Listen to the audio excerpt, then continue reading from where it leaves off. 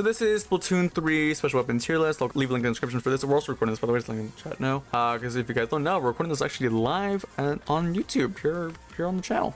So yeah. Alright, let's go ahead and get this started. So let's see. So the way we're going to be ranking these, it's going to be best in the game, pretty solid, needs a buff, or straight up garbage tier.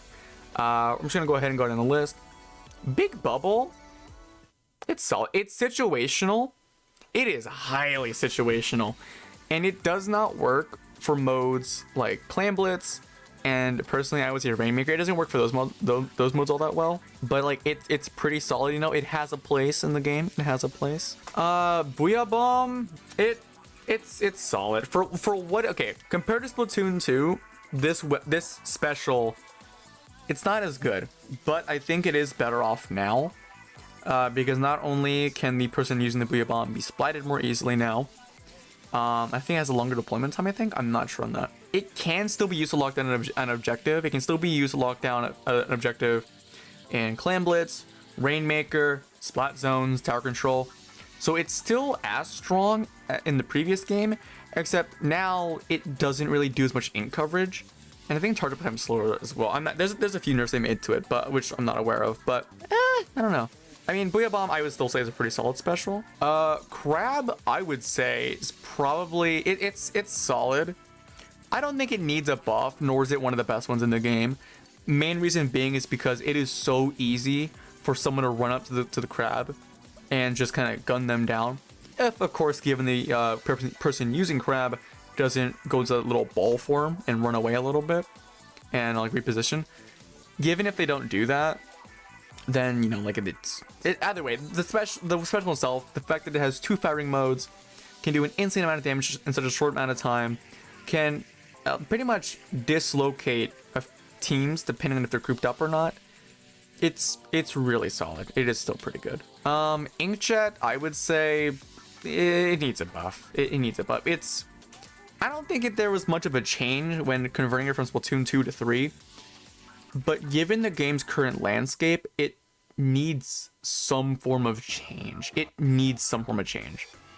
Whether that be the shot speed or just your movement in the sky, it needs some form of change. Now, given, yes, Inkjet players are still incredibly good at special, but I feel like their ability has been lessened almost since the last game. But I think Inkjet, if anything, it would need a buff towards this movement. You know, just to get the most out of a special, it needs a movement buff. Let's see. Next special though is the Storm. It's all right. I think it does need a buff. Actually, I think it does need a buff.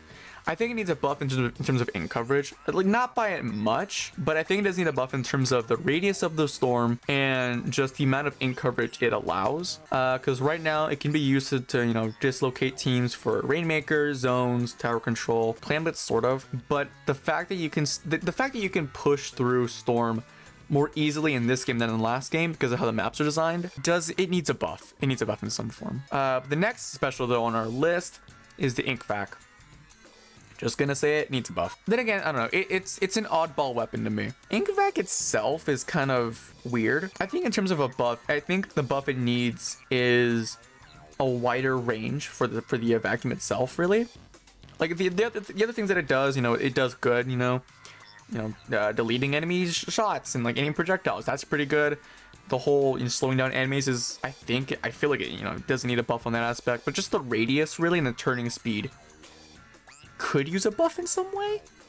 But apart from that, it's a really situational weapon that I feel like doesn't really get utilized all that much. There was a Splatoon tournament not too long ago actually, where every single team that had Ink Vac on its side lost, and I feel like that's because Ink Vac is super situational and they just weren't able to utilize it all that well or to the best of its ability, you know.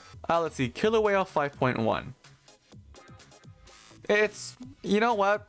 I would argue actually it's one of the better ones in the game. It's one of the best ones in the game. The reason I'm saying it's one of the best specials in the game is because of its ability to just make players move. It's good at that. And just like in general, the special, it's great. It's a great special. Really fast deploying time, and just the fact that it can just dislocate you or your team is pretty strong. But the main thing that I feel like players don't know how to do in the game right now, and maybe this is because the game is still only like, what, 2 to 3 months old by the time this video comes out. But I think the game is still young, so I feel like players don't really understand how to play this weapon that much. But Killer Whale is a special that requires you to push up, right? It's not just a deployable special like how it was in the first game, where, you know, you just spray it, and if it kills somebody, it does. If it doesn't, it doesn't, you know? This weapon requires you to push up with it. Take the Tri-Stringer, for example. The Tri-Stringer can utilize its Toxic Mist to slow down its enemies, so Killer Whale can get a pick off of it. Or, at the very least, Tri-Stringer can utilize both its ability to have, like, charge shots, Toxic Mist, and Killer Whale to secure kills. If you don't use your sub or your main weapon while using the special, you're not getting the most of it. And I feel like a lot of times whenever I'm seeing Killer Whale being used in a game, if it's not being used to push people off either the Rainmaker or off of the tower and tower control, then it's not really being used all that much, unless some people actually push up with it. But yeah, I mean, either way, to me, it's one of the better ones in the game, honestly. It is really just one of the better specials in the game. Next up, though, we have Reef Slider. I'm not even gonna argue this. It needs a buff. It needs a buff. Actually, you know what? I'd argue that it's one of the garbage tier weapons or garbage tier specials. It's good. All right, don't get me wrong. It is good, especially in Tricolor for some reason. Although it has seen less of an effect since the last Splatfest, but we don't talk about that. Anyways, the special itself, it's slow. All right, I'm not even gonna lie. It's slow. It felt quick towards the beginning of the game, like when the game first came out, but the shark, like the deployment time, slow, you know, you can easily get killed in it while deploying it. If you don't hit anybody by the time you explode with Reef Slider, the enemy team that you didn't manage to kill is just gonna aim their sights at you and just take you out, right? Like, and the radius it explodes to, it's all right. I think it's a little bit more than like a basic splat bomb. The radius needs a buff. The deployment time needs a buff. The fact that it is kind of situational kind of sucks too. Like, it's easily one of the worst specials in the game, and I wish it could be better. You know, like, and I feel like Nintendo in the future will possibly buff it, but at the moment, it needs a buff. It really needs a buff. But next special, though, is Tacticooler. I don't need to explain myself for this one. The ability to give your entire team a wide range of abilities, the fact that it cannot be destroyed, the fact that it can be used as a body blocking shield at times, it's good, man. Like, there should be no reason this special should be this good.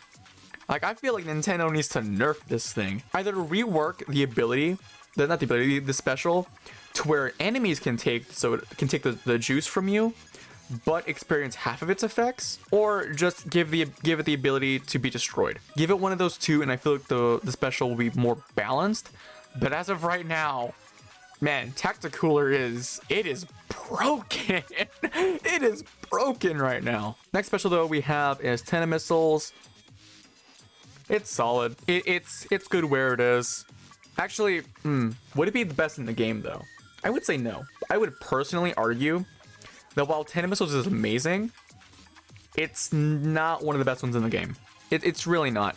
Mainly because for a lot of times that I've been seeing it, people have been playing Tenna. This is a dying thing, by the way, that's in the game. But Tenna Missiles, the way I've been seeing them, for reflex players mainly, is a reflex player will be shooting in like, you know, the main you know, fighting area of the map, like the main central zone of the map, and then deploy it there instead of running into the back line and firing it off there. Given I understand why, you know, it's forbidden positioning, and so you're not wasting time, you know, you just get the special out and stuff, but that does leave you more vulnerable. And I feel like they did nerf Tenna Missiles in some way to where the deployment of the missiles and just the overall firing speed is longer in some way. It feels longer, right? I don't know if anyone else has had this experience, but Tenna Missiles feel longer to deploy. But either way, the fact that you can displace an entire team with a click of a button, dude, that's OP, man.